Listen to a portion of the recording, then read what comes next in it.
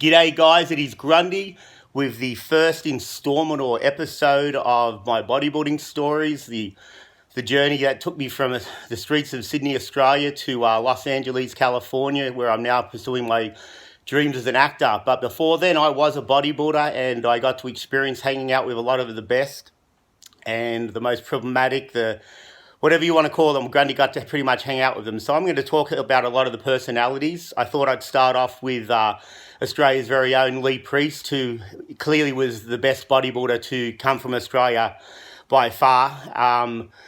Lee, I knew from Australia, of course, everyone did. He was like 17 and a freak at going to the World Championships and I believe placing second. And just everyone knew who Lee Priest was. And I started to get a little bit of a name for myself coming up through the ranks at that time. Nothing like Lee. You know, Lee wouldn't even know who I was. And I was a favourite for, I believe, like a stage show. So I was going backstage and then I was coming around the corner. I remember seeing these huge calves and I'm like, what the hell? And then I seen these big sweeping round hamstrings. I'm like, oh my God, I am in trouble. It was the first time I actually ever thought, oh my God, I don't think I can win. Actually, I knew I couldn't. And then I look closer and I'm like, oh my God, that's Lee Priest. Well, that answers it. So I felt a lot better about myself, but I was amazed. And I never truly got close to Lee purely because of the fact that I was in awe of him and I don't think I was ever myself around him because I honestly didn't know how to act. He was a god to me and he was super cool. And so I never really got to be as close as two of the Australians blokes would normally get. I did a lot of appearances with him down Muscle Beach, LA Urban. So I did get to spend some time with him. And, you know, all I can say, he was a very easygoing, fun-loving guy. And the reason he was such a great bodybuilder, other than genetics and everything, was Lee was pretty quiet, it seemed. He enjoyed having a girlfriend and then being at home and then going to the gym, which is ideally what a bodybuilder should be doing. You should be eating, sleeping, and training.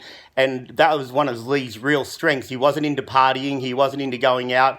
He wasn't lavish with his money from anything that I saw or stories you heard.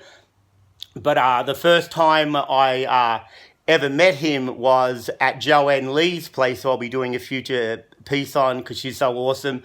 And I had just come back from doing the washing in the communal washing in the apartments in Venice.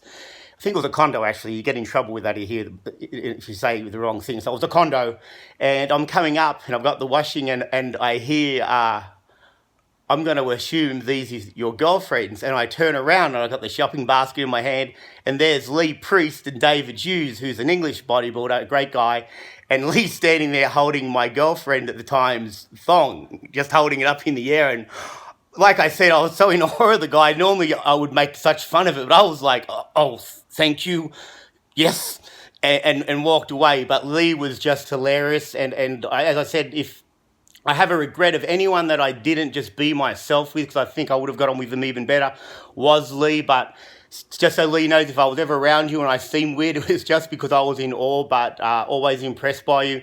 Got to be backstage at the Ironman when his parents came over, which was a huge occasion. And so, yeah, for you guys that have known Lee, he's everything you thought of. And another thing, a tidbit, people talk about people taking a lot of gear and doing this. Lee was very much known as someone who took a very small amount of supplements, shall we say. He was not big on taking supplements. He just had amazing genetics. And yeah, so for all you people who are fans of Lee and look up to him, he was everything you would have thought he would have been and more.